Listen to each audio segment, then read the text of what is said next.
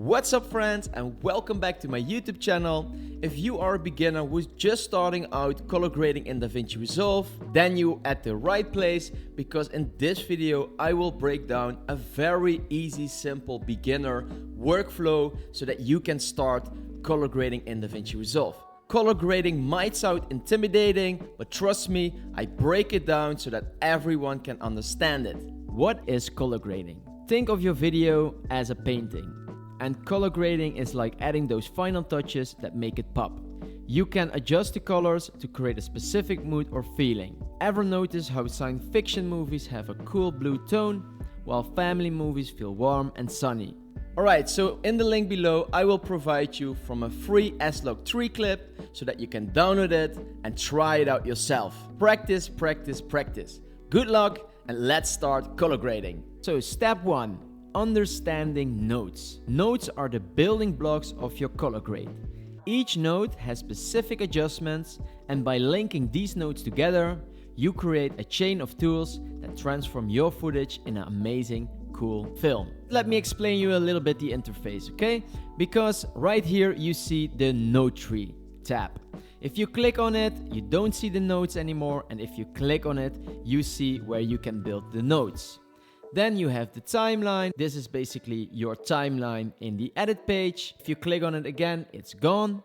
And most of the time I have this tool open, and that is the clip. So you can see on which clip you are color grading. So now you see that we have a blank sheet. So let me first explain you how to create a note and how to label a note. So there are a few different ways. So the first one is to use the shortcut Alt-S on your keyboard, and there you create your first note. If you don't find this shortcut on your keyboard, you can change it in the keyboard customization tool. You go to DaVinci Resolve, you check for keyboard customization, then you type in at search notes, you click on notes, and under notes you see add serial note, and then you see Alt-S. So if you double click on here, you can change it to whatever you prefer, but I will leave it to Alt-S. Right, so the second way to create a note is to go with your mouse on the first note, click on your right, and then go to add a serial note. Boom, you just added your second note. So why would you build multiple notes? Every note has a different function. So in this note, you can add, for example, effects. So right here, DaVinci Resolve has some really cool effects that you can grab and drop in a note. So if you want to clean a note and you want to delete it or you want to reset it, go on the note here, click on your right and reset the note, and your note is clean. So you can also disconnect these notes with each other. So you double click on this arrow, and then you disconnected the note. If you want to connect the note again, you will grab this green line and connect it with the green line. There are many different options to play with the notes. If you just start out, don't start with too many notes, just practice with a few, and when time flies by, you will get better and you can start to create more and more notes. So the second thing that we want to do with our note, we want to give our note a name. And why do we want to do this? We want to know what we are creating in that note. So for example, today we are going to create 4 different notes. So the first note we want to create is a color space transform note.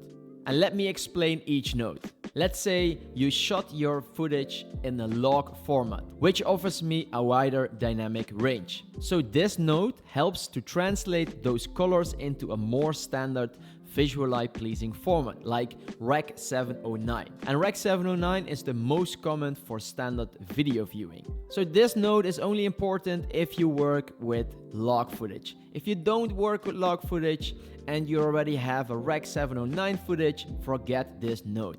Alright, so let's label this note. There are 2 different ways to do this. Click on the note and click on your right, and then here you see note label, and then you can write something. The second way, what I prefer to do is you have a shortcut on your keyboard. I set it to F2. You click on the note, F2, and you can label your note. So now we created this powerful color space node, and I will tell you why I like this node so much. So let's type in your library color space transform. You grab this effect and you drop it in the first node. Nothing is happening because right here you have some different options. You now need to give DaVinci Resolve some information. For example, what input color space did you shot your footage with? So my footage was shot with, let me see, Sony S Gamut Cine, okay? Then the input gamma, you need to tell it, I shot it on S-Log3. You see this? Wow, it's already amazing. The output color space is, let me see, I want it to Rec 709, and the output gamma, I will put it to gamma 2.4. And this is a perfect starting point from our image to start grading to something more creative. Okay, one cool thing that I want to show you, you can disable and enable nodes. So if you hit Ctrl D on your keyboard, you will disable this node and you don't see the color grade anymore. And if you hit Ctrl D again, you will enable the node. So in this case, I want to show you what the primary wheels do up here. To make things more clear, I want to disable this node. So we have the second node, and in the second node we're gonna do some basic adjustments like changing the exposure, the contrast, the white balance. You know, think of it as your solid foundation for your grade. You go and hit F2 and then you will type primary node. On the bottom left side you see primary wheels, and right now we are on log wheels, but you can change it to primary color wheels. I am going to explain you what these things mean, and let's just start with the lift. Okay, so the lift, it will primarily affect the shadows. So how to navigate through your lift? Right up here you see a little wheel, and you can click on this wheel and you can drag it to the left, and you see that the shadows are going down, and if you drag it all the way to the right, you push the shadows up. So this is an example to show you what happens in the screen. Right here you can click on reset and then it resets all the settings. Next we have gamma, and gamma works on the midtones. These buildings right up here are the midtones, and I will show you the midtones. Look to the screen right here, and if I pull it down, the midtones are going down. And let me explain you the gain. So the gain is to adjust your brightest highlights. Okay, so if you want to pull up the highlights, it's getting really high. And now you can pull it down. Then we have the offset wheel, and this affects the overall balance of your image. You see that? So now we worked in our primary wheels. But guys, we have a log footage, so we can switch to log. And that means that we have way more control of specific areas in the clip. So, for example, the shadows, okay? See what happens. I drag it all the way down, and now only the shadows are going down. Let's reset this, and let's do the midtones. You now can really precisely see what the midtones are in your clip. So let me pull this down, and you see this area right here are the midtones. Let's reset it and let's pull down the highlights. So you see the sky, and right up here on the left side of the building is all highlights. And then we have the offset, and that will push down the overall balance of your image. Alright, so now you have a better understanding of your color wheels. It's time for you to start reading scopes. So where can you find them? At the right bottom right here, you can find scopes. And if you move to this icon, you can choose which scopes you want to read. So today we're going to focus on the waveform and the vector scope. So these two scopes are, for me, the scopes that I use the most. Okay, so now you want to see them next to each other. How to do that? Click on this icon up here, and then you can move it around. With this icon, you can make it bigger or smaller. And right up here, you can see 1 or 2 scopes, even 4 if you want. but I prefer 2 scopes. Alright, so let me explain you the waveform. The bottom of the waveform represents the shadow or darker areas. 0 until 2, 5, 6, somewhere there are the dark shadow parts. So if you want to pull it down, so for example the lift, you pull it down somewhere like this, you are always good. A scope will prevent you from clipping, okay? So if you move all the way down, boom, you are way down this line and this is way too dark. So you can see always on the scope that you are not good. And sometimes your eyes can't see it, but the scope sees everything. The top of the scope represents highlights or the brighter areas. So these blue colors right here, blue, green, red, this area represents the brightness. So let me pull up the brightness. You see that? Boom. And you see this little mountain up here. This is basically a highlight, and I would never go over it because it doesn't look really good. I would be really gentle with the highlights and with your overall exposure of the brightest areas. So let me pull it all the way up. And you see immediately this is not good, okay? So you're clipping. So you will always want to pull this down. And guys, if you watched movies in the cinema, you see that most of these movies having a really low brightness. So let's pull this down. I find myself always around 7, 6, 8, and that's good for me. Then we have the middle of the waveform, and that will show you the midtones. So around 3, 8, 4 and 5, 1, 2, around this number, you see the midtones. Okay, so let's go to the log profile and I will show you. Right here we have midtones. Let's pull the midtones up and you see things are moving between 384 and 512. So have an eye on this. You see that? And you pull it down. So you're only basically manipulating the midtones. Then we go to the parade scope. So the RGB parade is particularly useful for balancing colors. And if one color channels are significantly higher or lower than the other, it may indicate a color imbalance that needs to correct. And I am going to show you that in a few seconds. Then we have the vector scope, and the vector scopes basically you can see how much color you have in your image. Okay, so now we have not too much color in our image, and let me show you an example. If you want to increase the color, so you want to increase the saturation, then you will see this one gets wider. Okay, so down here you see saturation. If you increase it, let me do really extreme, you will increase it a lot, it will get a lot wider. So let me boost this also. This is really ugly. We'd never do this, but this is an example. You see that the color is getting very white, okay?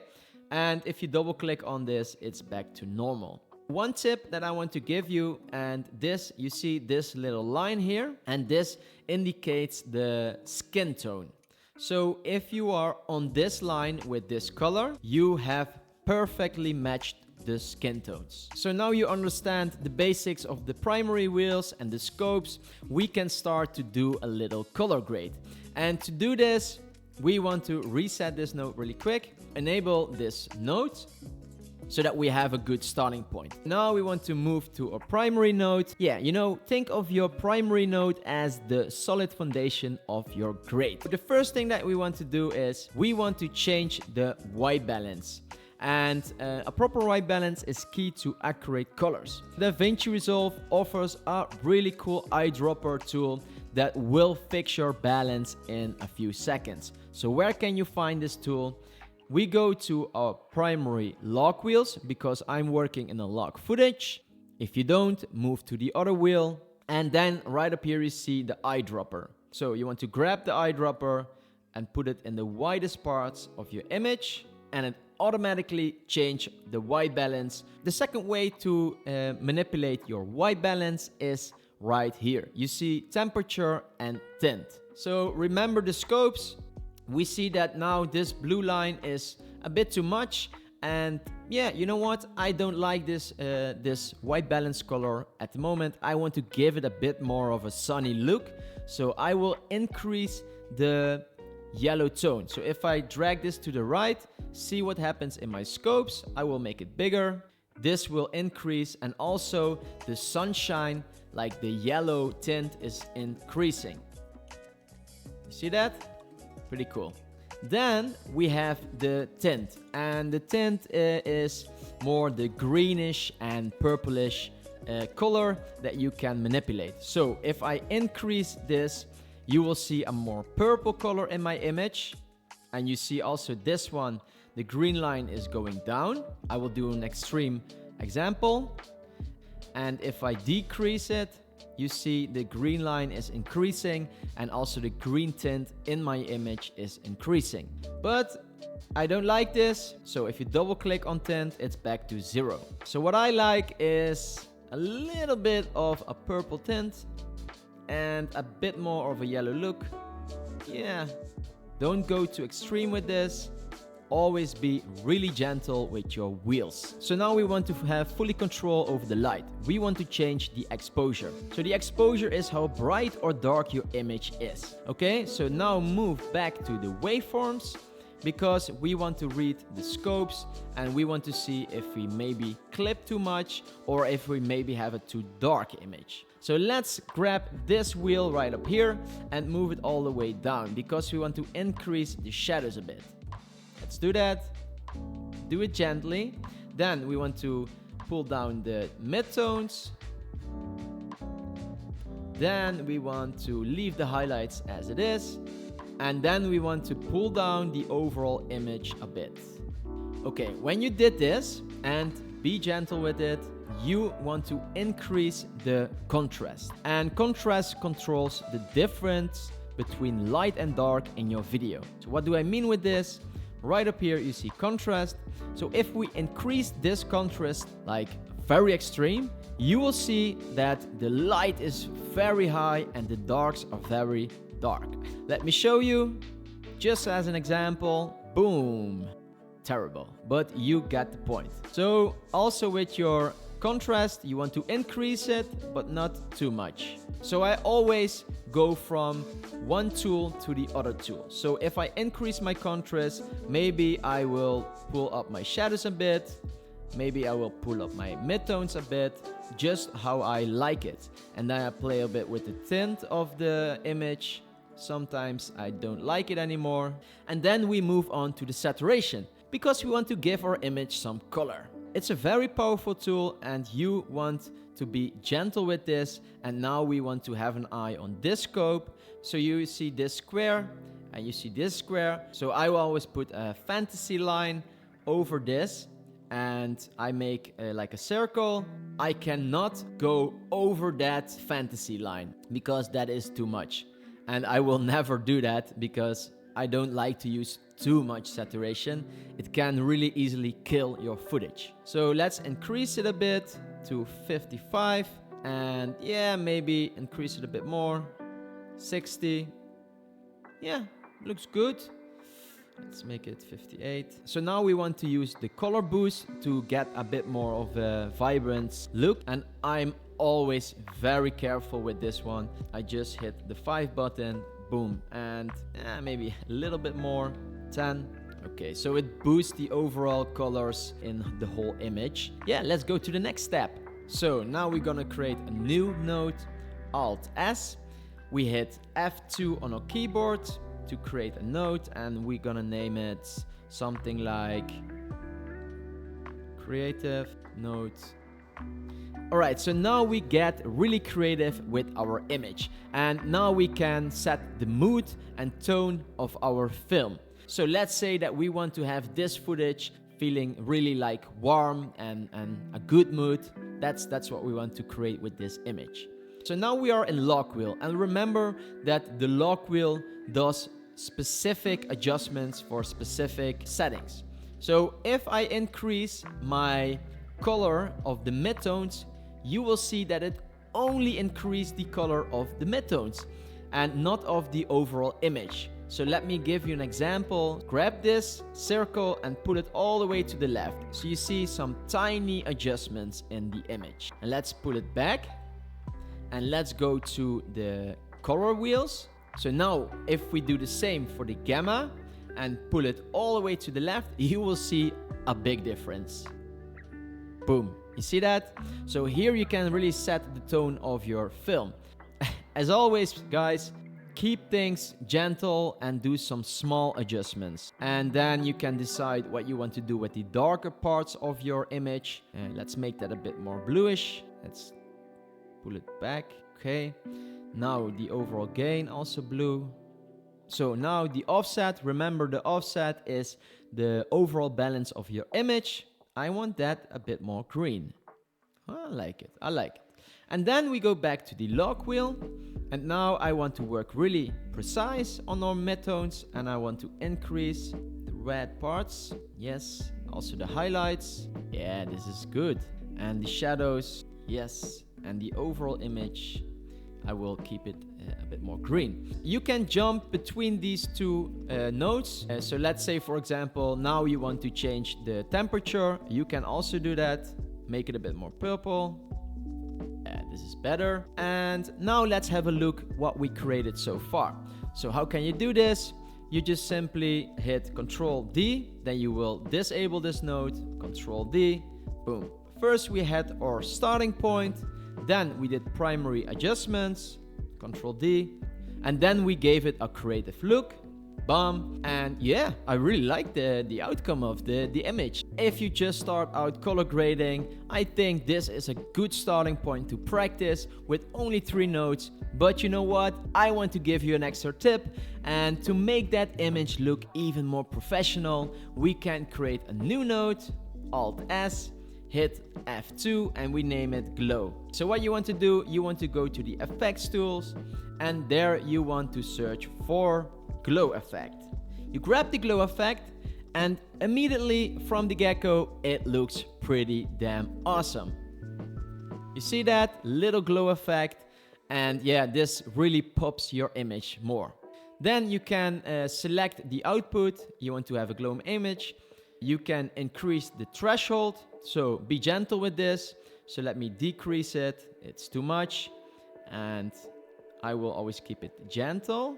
Then you can decide the spread of the glow. So I like a lot of spread. So now you can increase the gain of the glow and the saturation, so the color of the glow.